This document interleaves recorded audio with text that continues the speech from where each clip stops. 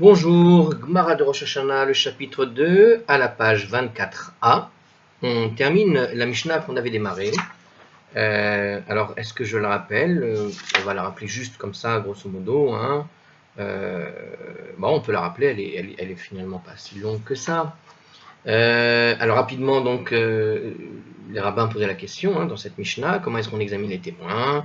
La paire qui arrive en premier, on l'examine en premier, on fait entrer le plus âgé d'entre eux, et les membres du tribunal vont lui demander, donc, dis-nous comment tu as vu la nouvelle lune, est-ce qu'elle est devant le soleil ou derrière le soleil, est-ce qu'elle est au nord du soleil ou est-ce qu'elle est au sud du soleil, combien la lune est-elle haute et vers où est-elle orientée? Et combien était-elle large? S'il a dit qu'elle est devant le soleil, il n'a rien dit. Ensuite, on faisait entrer le second, c'est-à-dire le second témoin, on l'interrogeait. Si leurs paroles étaient concordantes, leur témoignage est validé. Et comme il est validé, il n'y a plus besoin des autres. Mais cependant, on interrogeait les autres pairs de témoins sur les points principaux. Non pas que le tribunal avait besoin d'eux, mais en fait, pour pas qu'ils ne sortent énervés, désappointés, afin qu'ils s'habituent à revenir éventuellement, donc pour pas les vexer. Donc on avait vu déjà une bonne partie de tout ça, et ici on s'était donc arrêté dans la Gemara, dans le passage où on va maintenant interroger cette partie de la Mishnah qui a cité que les sages, donc on dit dans la Braïta, le passage de la Mishnah qui parle des hauteurs. Donc comment on détermine la hauteur de la Lune. Alors on y va. Donc, je rappelle que en fait dans notre Gemara, ils avaient cité ce passage de la Mishnah, et puis ils ont discuté d'autres choses, et puis tout d'un coup on revient finalement à ce passage-là que la Gemara voulait parler au début. Donc une espèce de parenthèse qui s'est créée entre une parole et une autre. Bon, alors on y va rapidement. Ici, on démarre directement là où il y a écrit Tanu Rabanan. Echad Omer Gavoa Shete Mardeot. Alors, les sages donc ont enseigné dans une braïta, si l'un des témoins dit qu'il a vu une lune à une hauteur de 2 aiguillons. Alors, on a besoin du commentaire. Qu'est-ce que c'est qu'un aiguillon? Ici, il parle de l'aiguillon du bœuf. C'est un long bâton muni d'une pointe à l'une de ses extrémités, et dont on se sert pour piquer l'animal et le faire avancer. Les aiguillons, c'était des objets très courants à l'époque, qui apparemment avaient une taille standard. Vous avez cette source-là dans la Mishnah de Baba Batra 27b. Voilà, bon, alors c'est pourquoi les témoins ont défini la hauteur de la Lune au-dessus de l'horizon en utilisant cette unité de mesure. Donc les aiguillons, c'est des espèces de bâtons avec une aiguille, d'accord, comme une espèce de... Ça me fait... Enfin, l'image qui vient de me paraître, c'est un petit peu comme les harpons, comme un mini harpon, mais avec une petite aiguille juste pour un petit peu faire avancer les animaux. C'était comme ça que ça se faisait avant, peut-être encore d'ailleurs, mais je ne suis pas paysan. Alors, donc les sages ont enseigné dans une braïta, si l'un des deux témoins nous dit qu'il a vu la lune donc à une hauteur de 2 aiguillons, donc on vient de comprendre qu'en fait ces aiguillons-là avaient une hauteur standard, et donc ici c'est une sorte d'unité de mesure finalement. D'accord? Donc il te parle de 2 aiguillons au-dessus de l'horizon. Ve'echad omer shlosha, et l'autre il dit qu'elle était à une hauteur de 3 aiguillons. Redutan kayemet, leur témoignage est valable. Alors on peut accepter le témoignage, bien que le témoin dise avoir vu la lune à peu près au même moment, par exemple juste après le coucher du soleil, à des hauteurs différentes. En effet, on ne considère pas cela comme une contradiction flagrante entre les témoignages, car on peut attribuer cette divergence à une évaluation subjective différente de la même observation. C'est vrai que on vient de parler d'un aiguillon qui fait avancer des bœufs comme unité de mesure. Bon, un aiguillon, 2 aiguillons, 3 aiguillons, sincèrement, c'est bon, grosso modo quoi. D'accord, ça veut dire, c'est une unité de mesure, mais comme on a déjà vu plusieurs fois dans la Torah, on voit que les unités de mesure dans la Torah, enfin dans le Talmud, sont assez, relatives. D'accord, je veux dire, une unité de mesure, par exemple, c'est l'œuf. Bon, il y a des tailles M, il y a des tailles L dans les œufs. Donc, unité de mesure, c'est le CA, unité de mesure, enfin, c'est pas des unités de mesure, il n'y a pas un mètre référence comme ça a existé en Europe à partir du Moyen-Âge, je crois, où ils ont commencé à, en quelque sorte, créer des normes, on va dire, scientifiques, qui fait que tu ne pouvais plus te tromper sur ce qu'était un mètre, ce qu'était une seconde, ce qu'était une minute, etc., etc. Bon, ça restait relatif. Alors leur témoignage, donc il dit qu'elle est valable parce que voilà, la différence n'est pas très grande en réalité, quoi. 2, 3, bon, c'est quasiment pareil. Si l'un il dit 3 et l'autre il dit 5, et Aïdoutan Betela. Alors par contre, là, quand l'un il dit 3 et l'autre 5, leur témoignage est annulé parce que la différence est beaucoup trop forte là. C'est qu'il y a un problème. Il y en a un des deux qui n'a rien vu ou qui a vu quelque chose d'autre. Parce qu'une telle divergence ne peut plus être attribuée à une différence de perception du même phénomène, on estime donc que leurs témoignages se contredisent et que l'un d'eux est un faux témoin, mais on ne sait pas lequel. Donc les deux, à la poubelle. Aval, mistarfin le mais ils peuvent s'associer avec d'autres témoins pour un autre témoignage, c'est-à-dire que si on a une paire de témoins qui disent ceci, qui vont dire 3, et une paire de témoins qui diront 5, donc ils peuvent s'associer. C'est-à-dire peut-être que effectivement chacun a vu effectivement ce qu'il a vu, mais à un temps différent, mais n'ayant pas conscience du temps qu'il était. On peut imaginer cette situation, par exemple. Tiens, on va voir comment il explique donc dans notre Gemara.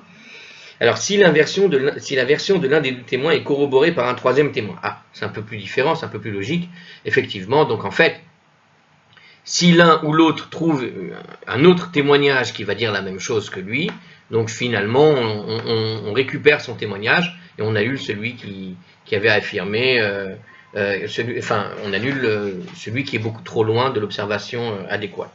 Donc si la version des deux témoins est corroborée par un troisième, les deux témoignages coïncidents peuvent donc être associés et constituer un témoignage valable sur lequel le tribunal peut s'appuyer pour sanctifier le nouveau mois. Ça c'est Rachid qui nous le dit. Moi je vous ai dit qu'ils jetaient tout à la poubelle, et ben non, on les met de côté en fait. C'est-à-dire qu'ils sont annulés, ils ne peuvent plus témoigner, mais on peut réutiliser le témoignage si effectivement un troisième arrive pour dire que finalement il a vu la même chose que l'un des deux. Tout simplement. Alors habituellement, nous dit ici le Hardscroll, on va essayer de voir ce qu'il dit ici. Alors habituellement, quand il y a écrit là-bas, il s'associe pour un autre témoignage, eh bien ça signifie que bien que l'un des deux témoins ait menti, chacun des deux témoins pris individuellement est encore en fait valable pour s'associer à un tiers pour un autre témoignage.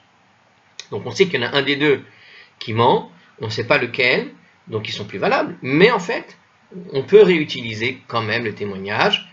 C'est-à-dire que normalement, quand tu annules un témoignage, quand tu annules un témoin, que tu dis qu'un témoin n'est pas valable, il ne peut plus témoigner.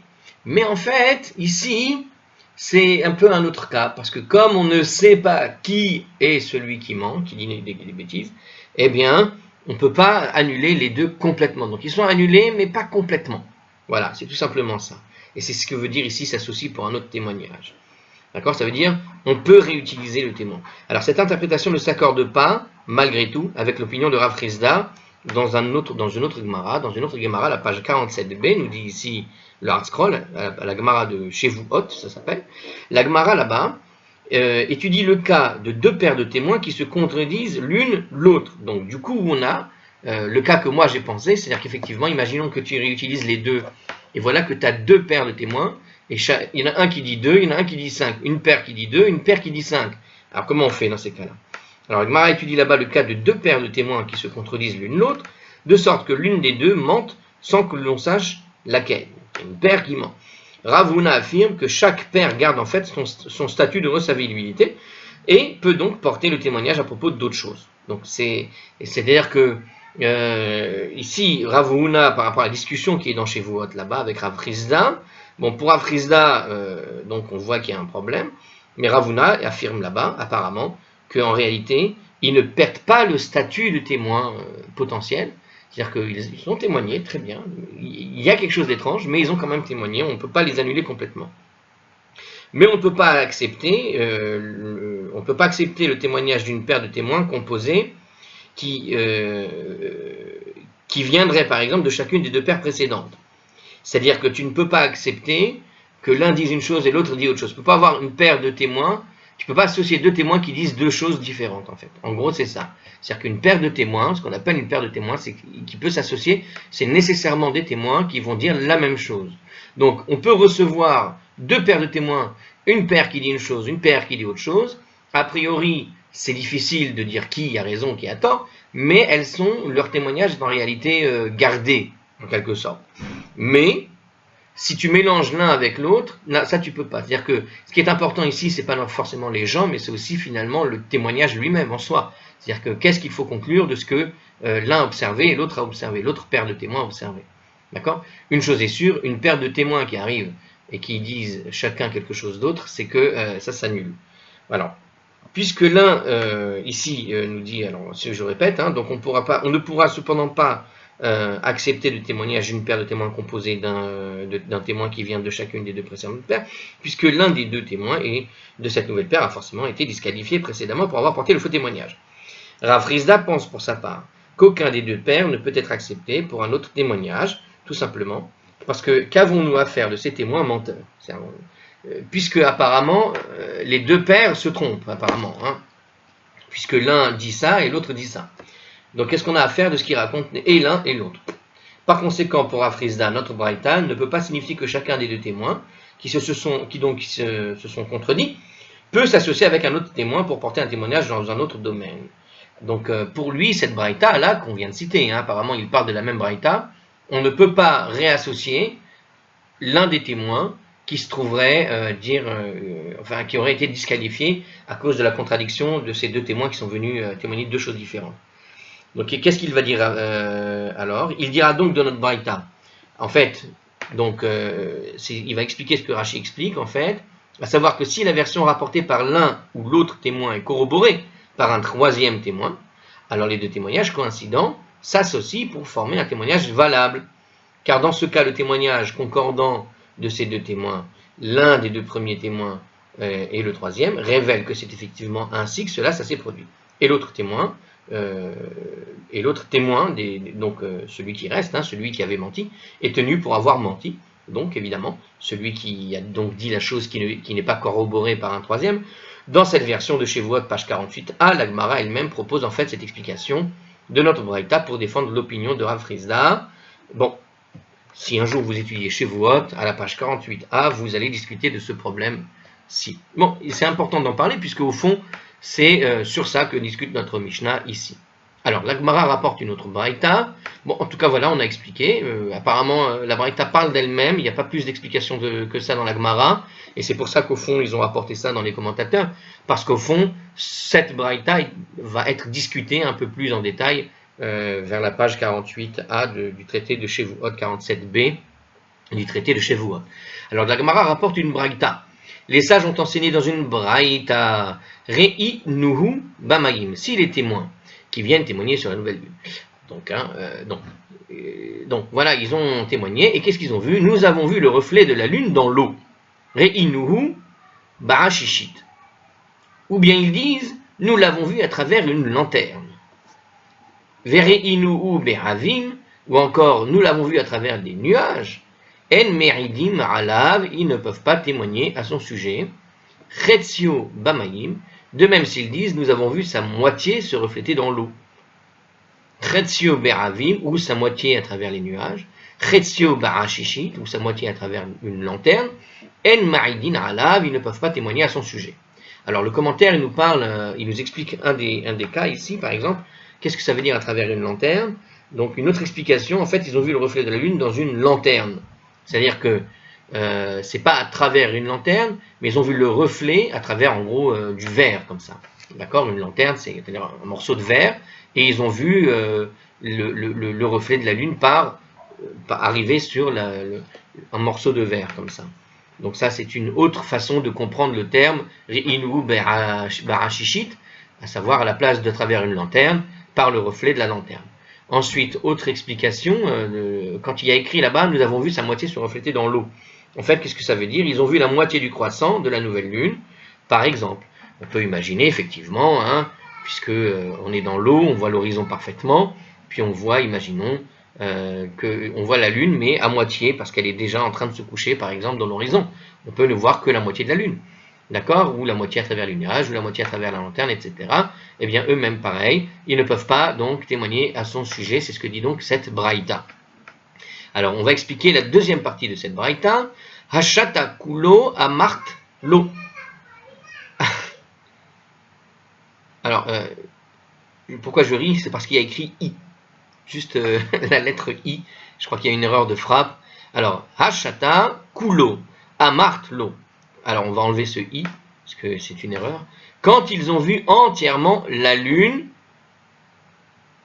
tu as dit non. Chetzio mibaria, mais quand ils ont vu la moitié de la lune, comment ça se fait que tu me parles d'un cas où il va voir la moitié de la lune? Vous avez compris la question. En gros, quand tu vas voir la lune entièrement, dans de l'eau, à travers les nuages, à travers l'antenne, etc., comme c'est écrit dans la première partie de la Braïta, qu'est-ce qu'il a dit? Il a dit on ne peut pas témoigner. Et puis tu m'apportes le cas quand ils vont voir la moitié de la lune. Mais attends, si déjà ils peuvent pas voir, si déjà quand ils voient la lune à travers l'eau, à travers les nuages, à travers ci, à travers ça, ils peuvent pas témoigner quand elle est entière, comment tu peux, à quoi ça sert de m'apprendre le cas quand ils vont voir la moitié de la lune? C'est encore pire, il y a encore moins de choses à voir. Ok? Donc la Gemara pose cette question, hein, si j'ai bien compris. Alors quand ils ont vu une moitié de la lune, est-il nécessaire a priori, évidemment qu'ils n'ont pas besoin de témoigner pour une moitié de lune, si déjà quand ils ont vu entièrement la lune à travers avec ces filtres, hein, en quelque sorte, eh bien ça marche pas. Et là, Rika Amar, mais plutôt, voici ce que voulait dire en fait la deuxième partie de la Braïta quand il a parlé de la moitié de la lune. En fait, il parlait d'autre chose. Il parlait d'autre chose. C'est-à-dire, qu'est-ce que ça veut dire? De quoi on parle quand on parle de la moitié de la lune? Chetzio bamaim, chetzio barakia. C'est quand ils disent nous avons vu la moitié de la lune dans l'eau et une moitié dans le ciel. Bah, c'est ce que j'avais compris.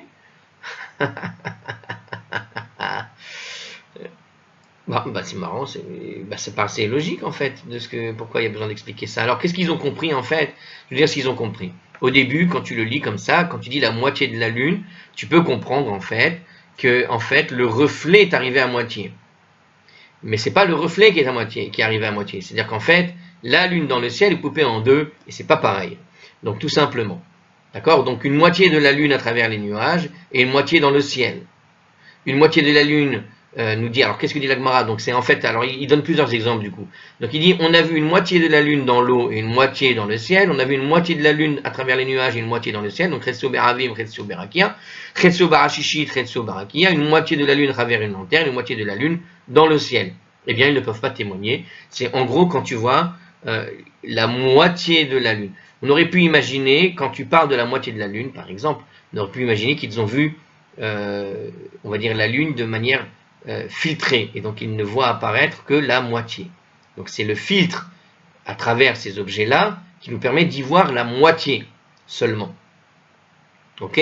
Donc en réalité, ce que veut simplement expliquer donc la Gemara, c'est vraiment on voit la moitié, c'est-à-dire que ce croissant est coupé en deux à travers. Donc en fait non, voilà, c'est ça le cas. C'est-à-dire que tu vois quand même une moitié dans le ciel. Voilà, parce que quand tu vois tout à travers le filtre, à la limite, on peut comprendre que c'est un problème. Et c'est ce qui s'était passé dans le premier cas. Et dans le deuxième cas, tu aurais pu imaginer que tu vois à travers le filtre que la moitié, mais tu ne vois pas le reste. Alors là, en fait, il nous explique donc la Gemara que tu vois la moitié, à la fois une moitié dans le ciel, et à la fois une moitié dans l'eau, à la fois une moitié dans le ciel, à la fois une moitié dans la lanterne, etc., etc. Donc ça veut dire quoi? Ça veut dire qu'il y a une moitié que tu vois dans le ciel. Or, le témoignage est valable quand tu vois vraiment dans le ciel la lune. Donc ici, il te dit que si tu ne vois que la moitié de la lune dans le ciel, ça ne convient pas. Il faut la voir pleinement, entièrement, clairement. Alors une autre braïta nous enseigne. Tanoura Banan. Donc, alors le sujet est clos. Hein. Alors Tanoura Banan, donc on enseigne une dernière braïta avant de passer à une nouvelle Mishnah. Les sages ont enseigné donc dans une braïta, Re'inuhu, Veshuv Loreni ou Re'inuhu. Si les témoins de la nouvelle disent nous l'avons vu, mais nous ne l'avons pas revu. Imaginons par exemple qu'ils ont vu pleinement la lune. Il y avait un trou dans les nuages comme ça, et à un moment donné, ils ont véritablement aperçu la lune sans filtre. Le ciel était parfaitement clair pendant 5 minutes, et puis les nuages sont revenus et l'ont caché. Et c'est fini, la pluie a commencé. Eh bien, qu'est-ce qu'ils disent ici? Donc nous l'avons vu, mais nous ne l'avons pas revu, c'est-à-dire qu'ils ne l'ont vu qu'une seule fois, et ils sont restés fixés, mais ils n'ont pas réussi à la revoir. Ils ne peuvent pas témoigner à son sujet. Alors, la Gemara pose la question. Kol hachi chazo la ve'azle. Faut-il qu'ils l'observent tout le temps? Ils vont rester bloqués, mais si jamais ils restent bloqués, ils ne peuvent plus aller témoigner. Pourquoi les témoins de la nouvelle lune ne pourraient-ils pas juste témoigner qu'ils l'ont vue pendant un seul moment? Pourquoi faut-il qu'ils attendent et qu'ils la revoient? Qu'est-ce que ça veut dire? Alors la Gemara répond, Amar Abaye Achikamar. En fait, qu'est-ce qu'il voulait dire? Alors évidemment que c'est pas ça le problème. Donc en réalité, qu'est-ce que ça veut dire? Ils l'ont vu mais ils ne l'ont pas revu. Ça veut dire ceci. Amar Abaye Achikamar. En fait, Abaye dit, non, voici ce qu'il voulait dire. Re'inuhu mais elenu. Des témoins de la nouvelle lune disent, nous l'avons vu de nous-mêmes, c'est-à-dire que nous l'avons aperçu sans y prêter attention. Veshavnu lir oto mida'tenu velo re'inuhu. Puis on a tenté de voir intentionnellement, pour pouvoir témoigner, c'est-à-dire ils ont prêté un peu attention, c'est-à-dire qu'à un moment ils ont vu la lune passer, ils ont dit ah mais attends je l'ai vu, et puis du coup ils ont dit attends où c'est? Et puis quand ils se sont relevés les yeux cette fois-ci ils l'ont pas vu. Hein, ça arrive des fois comme ça, tu penses avoir vu et en fait tu as vu du coin de l'œil et puis soudain tu te réveilles oh et puis t'as pas réussi à voir. Finalement ils l'ont pas revu, donc ils se sont concentrés pour voir, ils l'ont pas vu. En me'aidin alav, ils ne peuvent pas témoigner à son sujet. Quelle est la raison? Maïtarama. Emur kuvita dereva beralma ou dechazé.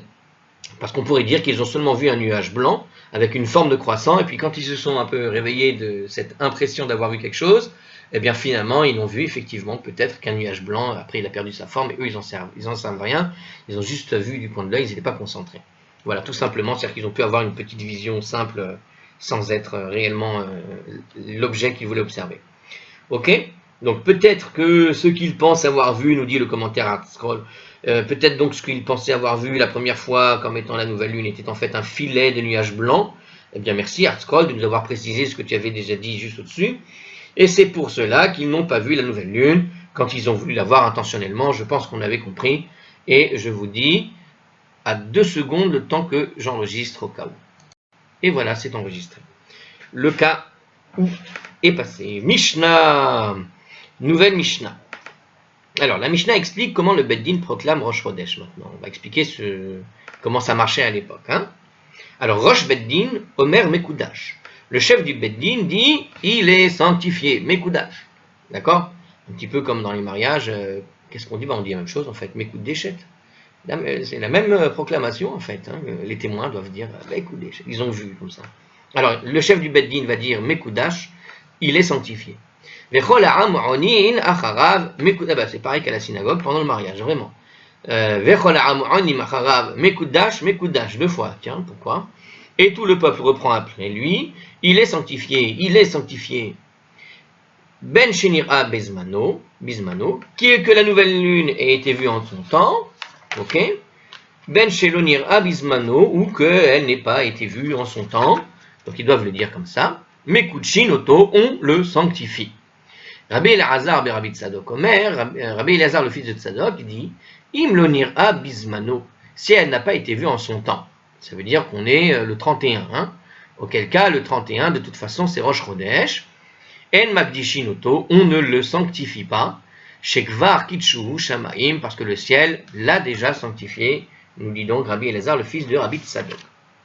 Vous avez compris la différence, c'est-à-dire on est dans le cas où effectivement le temps a passé et donc même si on ne voit pas la lune, il pleut, on sait bien que la lune elle est là-haut, on est le 31e jour, à partir de 31, on sait qu'elle est dans le ciel quoi qu'il arrive. D'accord, après le Rosh Chodesh précédent, 31 jours ça fait beaucoup, on sait qu'elle est là, derrière le nuage. Eh bien on ne sanctifie pas, nous dit donc Rabbi Tzadok, Rabbi Elazar, le fils de Rabbi Tzadok.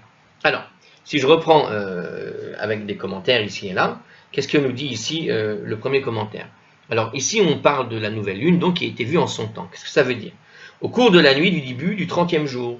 Donc en fait on parle de son temps. C'est-à-dire la Mishnah définit le 30e jour comme étant le temps approprié, c'est-à-dire en son temps pour l'apparition de la nouvelle lune. Parce que le cycle de lunaire d'une nouvelle lune à l'autre, de molad à molad, on a dit que c'était 29 jours, 12 heures, 44 minutes et 3 secondes, un tiers. Je répète, on va le faire par cœur. 29 jours, 12 heures, 44 minutes, 3 secondes, c'était ça? Ouais.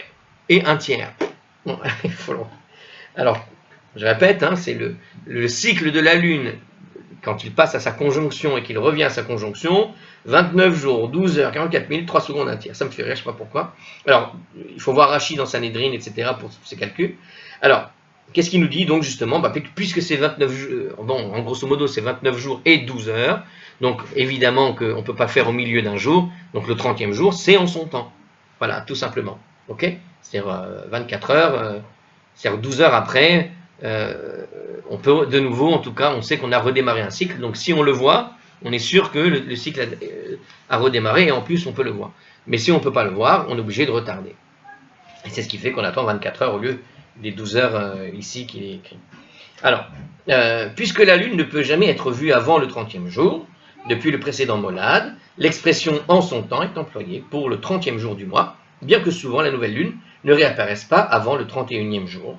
Donc, des fois, il peut arriver qu'en son temps, c'est le 31e jour, parce qu'elle est de l'autre côté de la planète, et donc le temps qu'elle revienne, que la nuit arrive, bon, il fera nuit, mais on aura fait en tout cas déjà un jour supplémentaire par rapport au cycle lunaire. Bref, ça peut arriver. Mais, en son temps, en général, techniquement, c'est lorsqu'elle a fini sa révolution autour de la Terre, c'est-à-dire quand elle dépasse ce point en particulier, qui est le point de conjonction, on le répète, sur une ligne imaginaire, qui fait que la Lune, la Terre et le Soleil sont alignés. Quand ils sont alignés, la Lune entre le Soleil et la Terre, ça s'appelle le molad, et ce molad, il vient tous les 29 jours, 12h44 minutes, 3 secondes, 1 tiers. Ok, on continue. Alors, deuxième commentaire, ou qu'elle n'ait pas été vue en son temps. Alors, qu'est-ce que ça veut dire elle n'est pas vue en son temps? C'est-à-dire qu'on n'a pas vu la nouvelle lune le 30, auquel cas Rosh Chodesh sera donc de toute façon fixé au lendemain. Bon, c'est ce qu'on avait compris, c'est-à-dire qu'à un moment donné, de toute façon, quand tu as dépassé trop de temps, tu sais qu'elle sera là, même si tu ne la vois pas.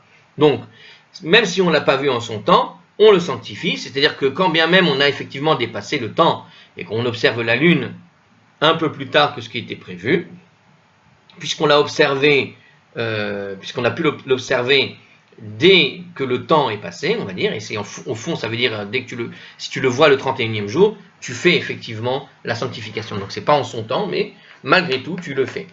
Donc, on procède comme la Mishnah l'a indiqué précédemment, le chef du Bédim va déclarer, il est sanctifié, et le peuple reprend, il est sanctifié, bien que le 31e jour soit Rosh Chodesh, même sans proclamation du Bédim. Et justement, c'est ce que nous dit Rabbi Elazar, il nous précise qu'en général, le 31e jour, quand on l'a pas vu en son temps, et que personne n'a vu la lune en réalité, bien que Rosh Chodesh soit là, on ne sanctifie pas, le Bédine ne va pas faire une proclamation en disant Mekoudash, parce que en fait, le ciel l'a déjà sanctifié. Alors qu'est-ce que ça veut dire ça, le ciel l'a déjà sanctifié? Ça veut dire quoi? Le tribunal céleste a déjà sanctifié en fait la veille, et c'est ce que nous dit Rashi. Bon, tribunal céleste qui sanctifie la veille. C'est Rashi dans le Sanhedrin, là-bas, page 10b, qu'est-ce qu'il dit? Rashi semble vouloir dire que, sachant que le tribunal céleste ne sanctifierait pas Rosh Chodesh le 30e jour, le tribunal céleste sanctifie d'avance le 31e jour. En fait, d'accord, c'est ça l'idée. C'est-à-dire que c'est vrai que tu aurais pu poser la question par rapport à ce que dit Rashi ici, que le tribunal céleste l'a sanctifié la veille, que a priori, théoriquement, alors attendez, pourquoi il l'aurait sanctifié la veille? La veille, c'est-à-dire le 31e jour, oui. Que théoriquement, de toute façon, il savait en fait que... Ça, vous comprenez la question de Rashi, pourquoi est-ce qu'il y a une réponse sur ce que dit Rashi? Parce que Rashi dit qu'il aurait dû sanctifier la veille, que le tribunal... Mais le ciel, lui, il sait quand est-ce que la lune revient. Et parfois, elle revient le 30e jour, même si tu ne la vois pas. Donc, on aurait pu imaginer que le ciel savait, effectivement, et qu'il aurait pu décider, théoriquement, comme ça, que le tribunal céleste donc, aurait pu faire la sanctification depuis la veille. Donc, pourquoi venir affirmer ici quand il dit qu'il a déjà sanctifié le 31e jour? Alors, il a sanctifié, ça veut dire quoi? Ça veut dire, en fait, que comme il n'a pas sanctifié en réalité le 30e jour, il a attendu le 31e jour, mais il a sanctifié d'avance pour le 31e jour, donc il n'y a pas besoin de sanctifier. Bon, c'est un petit peu... Bon, c'est ésotérique un petit peu. Dès qu'on parle un peu de céleste ici, on est dans un autre domaine. Alors, Tosfot sur Sanhedrin, le même endroit, rapporte en fait un commentaire de Rashi, qui n'apparaît pas dans les éditions de Rashi, étrangement, selon lequel le tribunal céleste sanctifie Rosh Chodesh à l'aube du 31e jour, et donc en fait, il le fait le lendemain en réalité. Alors le Meiri explique que l'expression le ciel l'a déjà sanctifié en fait, signifie tout simplement que le jour de Rosh Chodesh devient Rosh Chodesh automatiquement. Et c'est pour cela qu'on ne requiert pas de sanctification du Beddin. Ça veut dire... j'aime bien cette explication, elle est beaucoup plus, beaucoup plus simple. C'est une sorte d'expression pour dire, écoutez, il n'y a pas besoin en fait de la sanctifier, au sens où elle a été, au fond, déclarée automatiquement du coup. C'est tout simple en réalité. Il n'y a pas on n'est pas dans il n'y a pas plus d'ésotérisme que ça pour le Meiri. C'est juste une manière de dire, une expression qui dit, voilà, c'était automatique, puisque automatiquement ce jour-là est devenu Rosh Chodesh, il n'y a pas besoin d'un tribunal pour déclarer qu'il est Rosh Chodesh. Mais alors à ce moment-là, tu aurais dû appliquer cela aussi le 31e jour, quand quelqu'un l'a vu et qui a témoigné pour le 31e jour. Or, il nous a dit ici que quand on le voit le 31e jour, on le sanctifie. Alors bon, c'est une question. L'Agmara, il est dit dans la Mishnah. Alors Roche, alors l'Agmara de cette Mishnah maintenant, mais probablement que ce qu'on vient de dire dans les commentaires, on va retrouver quelques éléments dans l'Agmara, on va voir. Peut-être oui, peut-être que non.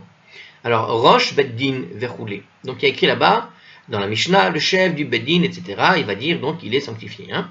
Alors l'Agmara nous cite une source dans la Torah à propos de ça. Alors, Menahane Mile. D'où est-ce qu'on sait cela dans la Torah? Amar Rabbi Chia Bar. Gameda Amar Rabbi Yosef ben Shaoul Amar Rabbi. Alors, Rabbi Chia Bar Gamda a dit au nom de Rabbi ben Shaoul, de Rabbi Yosef ben Shaoul, qu'il a dit au nom de Rabbi, celui qui s'appelait que Rabbi. Amar Kera, il est dit dans le verset Vaïda ber Moshe et Moadé Adoshem. Et Moshe a dit les fêtes de Dieu. Alors, on l'avait déjà vu. Vaïda ber Moshe et Moadé Adoshem. Donc, et Dieu parla, Vaïda ber Moshe et Moadé Adoshem. Et Moshe, je répète, et Moshe a dit les fêtes d'Hachem aux enfants d'Israël. Alors, qu'est-ce que ça veut dire de ça? Quand Moshe a dit les fêtes de Dieu, qu'est-ce que ça veut dire? Il a dit, alors, Moadé, encore une fois, ça ne veut pas simplement dire les fêtes, en fait, ça veut dire les temps sacrés. Moed, c'est ce temps particulier qui est consacré. Donc, Moshe a parlé de ces temps consacrés à Dieu, d'une certaine manière, c'est ce que veut dire donc le texte. Donc, d'une certaine façon, Mikan, Shirosh Beddin Omer Mekudash. De là, on déduit que le chef du Beddin, comme Moshe par exemple, qui était le chef du tribunal de l'époque, d'accord, il est sanctifié. Parce que en parlant ici aux enfants d'Israël, en leur déclarant voici les fêtes de Dieu, eh bien en fait c'est une déclaration de sanctification en quelque sorte. Alors ici il nous explique le verset, c'est le verset donc, du chapitre 24 dans le Lévitique, au verset 44. Ce verset apparaît à la fin du passage qui renseigne les dates et les lois relatives des principales fêtes juives. Je pense qu'on a déjà cité ce passage au tout début de la Gemara. Alors, Mikan Shirosh, mais dans un autre sujet. Alors, Mikan Shirosh Beddin Omer Mekudash. Donc,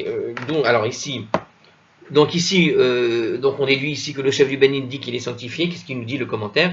Alors, bien que dans notre sens premier, le verset indique que Moïse, notre maître, a simplement enseigné au peuple juif les passages précédents relatifs aux fêtes. Donc, je répète que le verset dont il est question, c'est le verset qui vient de conclure toute l'explication des fêtes que Moshe a faites au nom de Dieu. Il a donné toute l'explication de toutes les fêtes, ce qu'il faut faire, ce qu'il ne faut pas faire, Bon. Et puis à la fin, il dit Vaïdaber Moshe et Moadé Adoshem. Donc ici, effectivement, le sens nous montre simplement qu'il vient d'enseigner aux Juifs tous les passages précédents. Mais la Gemara comprend ce verset de manière un peu différente, à savoir que Moshe, en qualité de chef du Beddin à cette époque, disait de vive voix que tel jour avait été déclaré Rosh Chodesh, par exemple. Donc c'était une manière c'est-à-dire que cette déclaration donne une impression plutôt d'idée de déclarer la fête une fois qu'elle est là. C'est-à-dire que pour que la fête prenne, on va dire, effet, bien qu'elle vient de toute façon automatiquement par les dates, le fait de les déclarer, au fond, ça implique qu'il faut calculer la date, et quelque part, cette déclaration est une forme de sanctification. Ok? Alors la Mishnah continue et elle dit la chose suivante Vechol ha'amonim acharav mekudash mekudash. Dans la Mishnah, donc, on avait vu ce passage qui disait et tout le peuple reprend. Après lui, il dit il est sanctifié, il est sanctifié. Donc il y a une source là-dessus aussi dans la Torah à propos de ça. D'où est-ce qu'on sait Menalan? Donc d'où est-ce qu'on sait de ça dans la Torah? Amar Rav Papa. Rav Papa, il a dit Asher tikreotam bemoradam. Vous vous rappelez de ce texte? On l'avait déjà lu. Amar Kera, Asher tikreotam. Et il est dit dans le verset, les fêtes d'Hachem, lesquelles vous le déclarez, sainte convocation. D'ailleurs, quand on fait les fêtes, quand on fait le kiddush, c'est cette phrase que l'on dit, et c'est une manière de faire le kiddush. Comment on sanctifie? En récitant la phrase que l'on vient de réciter à l'instant. D'accord? Asher tikreotam bemoradam. Alors, Asher Kara et Adoshem. Donc, qu'est-ce que ça veut dire? Et qu'est-ce que veut dire justement ce terme? Asher tikreotam, que vous déclarerez. Et la suite du texte, comme sainte convocation, Mo'adam, Mo'ed, c'est le même terme, donc vous avez vu ici dans ce traité, une fois ils le traduisent par simple fête, puis maintenant ils le traduisent par sainte convocation. Donc ici c'est Asher tikrotam be Mo'adam, donc effectivement, afin que vous les déclarez, sainte convocation. On regarde le texte original si vous voulez. D'Aber el ben Israël vamata ale Mo'adé adoshem, Asher tikrotam, mikra e kodesh, c'est moi qui me suis trompé, et les hem Mo'adai, c'est toujours moi qui me trompe. Parce qu'il y a écrit Mikra et Kodesh, les saintes convocations, mais Moradai, ce sont des temps particulier. Donc d'accord, c'est autant pour moi, j'ai fait par cœur et j'ai oublié les mots importants, à savoir sainte convocation dans le par cœur. Alors reprenons. Alors donc c'est le verset du Lévitique, en fait, on est quasiment, enfin on n'est pas très loin de là où on était, c'est le chapitre 23, verset 2, d'accord? Donc qu'est-ce qu'il disait ce verset? Parle aux enfants d'Israël et dis-leur, les fêtes d'Hachem, lesquelles vous les déclarerez saintes convocations, elles sont mes temps consacrés. Au fond, c'est de là que tu apprends que Mo'ada et que disait Moshe à la fin, parce que ça, c'est le même chapitre. Donc au chapitre 23, il commence au verset 2 en train de dire, vous allez déclarer saintes mes convocations. Mes convocations, ce sont, c'est les Mo'ada, mes temps particuliers, mes temps saints, mes temps spéciaux, d'accord? Mo'ed. Et qu'est-ce que dit donc Moshe à la fin? Moshe va parler de ces temps à la fin. Vaidaber Moshe et Mo'adé Adoshem. Donc en fait, finalement, comme ce qu'on avait vu précédemment, eh bien, finalement, c'est exactement ce qui est écrit au début ici, finalement. À savoir que les convocations 5 ont bien été nommées Mo'ed. Et le fait de les nommer, ça s'appelle les déclarer, les a sanctifiés. Bon, c'est un petit peu l'idée. Mais pour le peuple, maintenant, justement, dans ce texte, dans ce verset particulier, qu'est-ce qu'on voit à propos du peuple? Vous les déclarerez. Il y a bien écrit vous, Kéribé, Athème. Il y a écrit, tu vas leur dire, mais que vous allez les déclarer. C'est-à-dire vous, c'est pas un terme de politesse comme en français, c'est bien vous, vous tous. Ça veut bien dire l'idée du peuple. Ça veut dire qu'il faut un chef qui te dit, nous sommes entrés dans les temps saints, et qu'est-ce que va répondre le peuple? Eh bien oui, il s'est sanctifié, il s'est sanctifié. Donc il y a une idée d'échange entre le chef et le peuple qui doivent interagir l'un avec l'autre. Ok? Alors très bien, et c'est donc valable pour Rosh Chodesh, puisque ça fait partie de ces temps particuliers. Le mot Atem, Otam, qui est écrit dans le verset, Asher Tikri Otam, Bemo Adam, je me suis encore trompé, peut-être c'est un autre texte que je cite, c'est pour ça. Alors, Daber, c'est un autre texte que je cite, c'est un bon par cœur, mais c'est pas le bon verset. Alors, Daber el ben Israël va matalihem, Mo'adeh Adoshem Asher Tikri Otam, Mikra Ekodesh Elihem Mo'adai. Alors, le mot Otam, les, qui est écrit dans le verset de façon incomplète, sans le vav. Asher Tikreu Otam. Quand tu lis Otam, il y a Aleph, Tav et Mem.